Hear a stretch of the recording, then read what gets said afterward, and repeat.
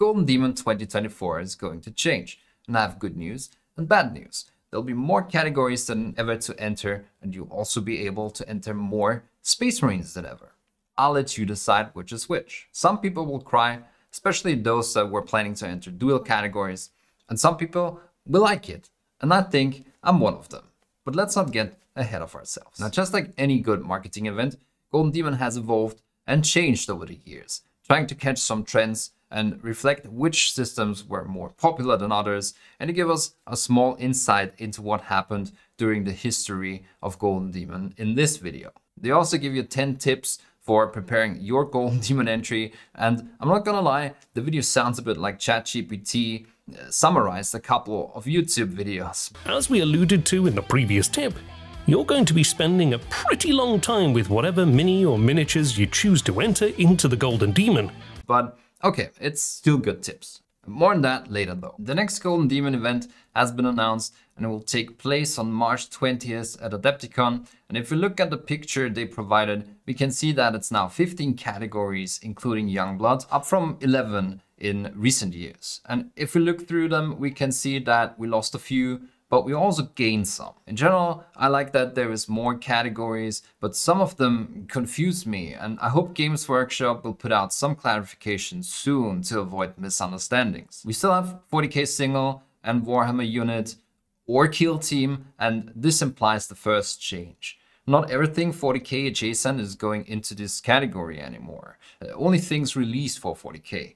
Or its skirmish version. Then we have one of the bigger changes. We are losing the vehicle category and instead we now have 40k large model or vehicle, which in my opinion is a nightmare to judge. Vehicle painters generally have their own set of skills when it comes to painting. A lot of them borrow from historic modeling, and I think it was great that a place for that existed.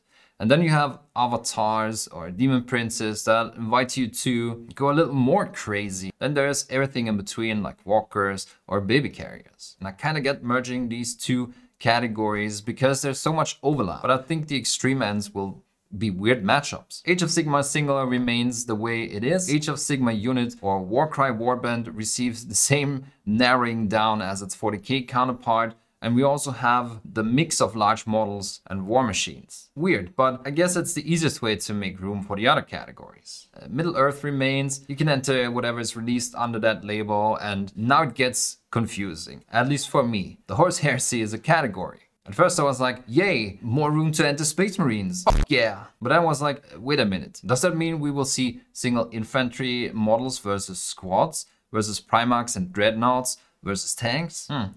Interesting. Warhammer Underworlds now is its own category, and I don't know how to feel about that, because on one hand Underworlds always had amazing models released under the label, which in turn meant a lot of the Age of Sigmar unit category entries were made from a lot of Warhammer Underworld models, or parts of them, which I guess is now not possible anymore. What if I want to add a single model from Underworlds into my Age of Sigmar unit? Will that entry be disqualified? What if I add bits of Underworld models, or if I convert them?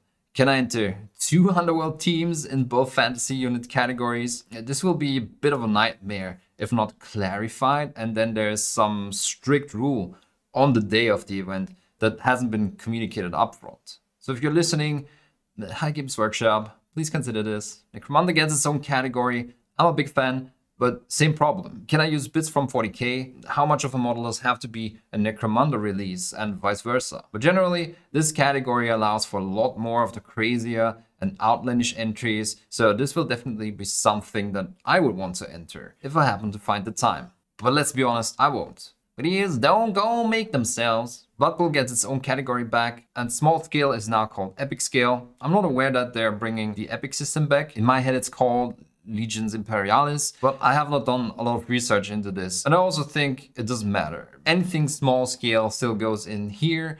It's just a marketing name change. Youngbloods is clear. Diorama and Duel is interesting. I can see why they would merge these. I'm still sad, however, that we are losing the Duel category because it had such a unique flavor and allowed us to tell particular stories. And if you were working on a Duel, you are probably sad now because the diorama category always is one that sees a lot of great and innovative entries, and you'd have to polish up your duel a lot to keep up the pace. Open is the last category and wraps up this list. So these are my concerns, and we will see if we get some clarification on the particular rules for each of these categories. And in my opinion, it's clear that most of these decisions are just based on marketing. Every system now is represented in the wording of the categories, and it's a bit clearer where each model is from. But that's what Golden Demon always has been, a marketing event, which ultimately is nothing to complain about. You either agree with it or not, and you enter or not. And we should mention at this point that the teams that organize Golden Demons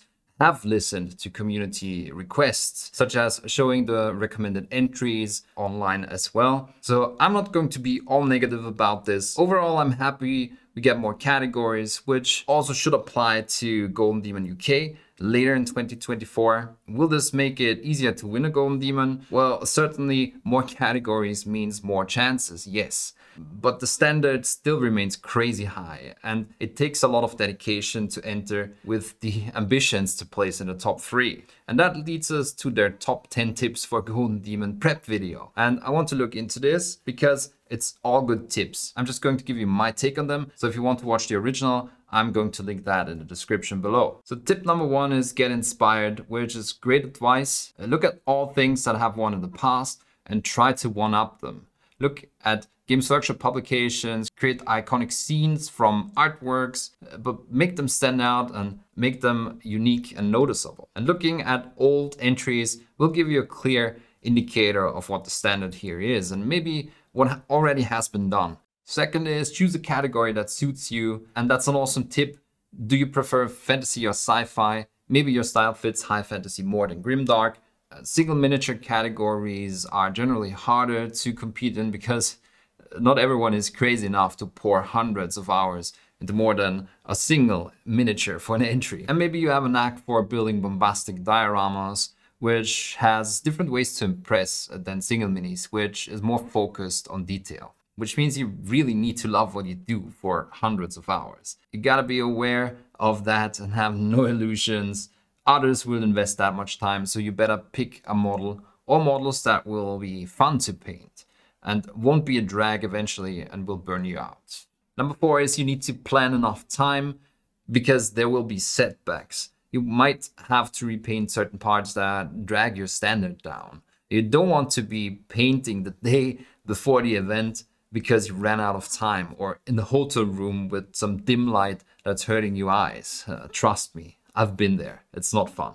When creating a Golden Demon entry, one tip that goes along with number 5 is to build the entry with the base, not after or before.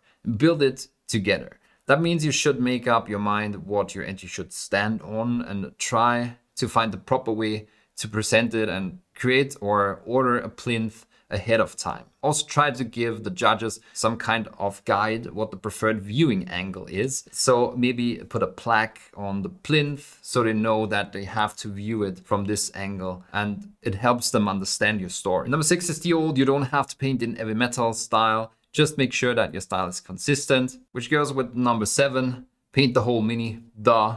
Again, be consistent.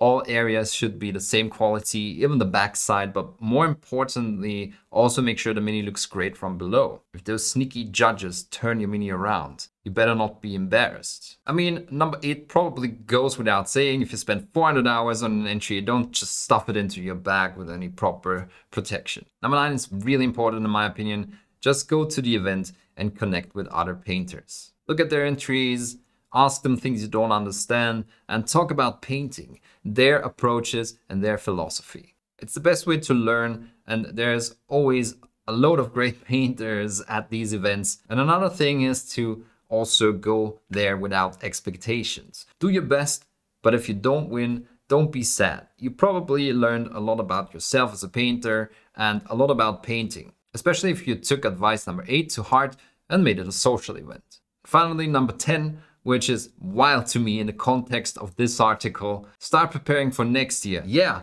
unless you change categories again 6 months out from the next event, because in that case, a lot of my preparation will have been for the trash.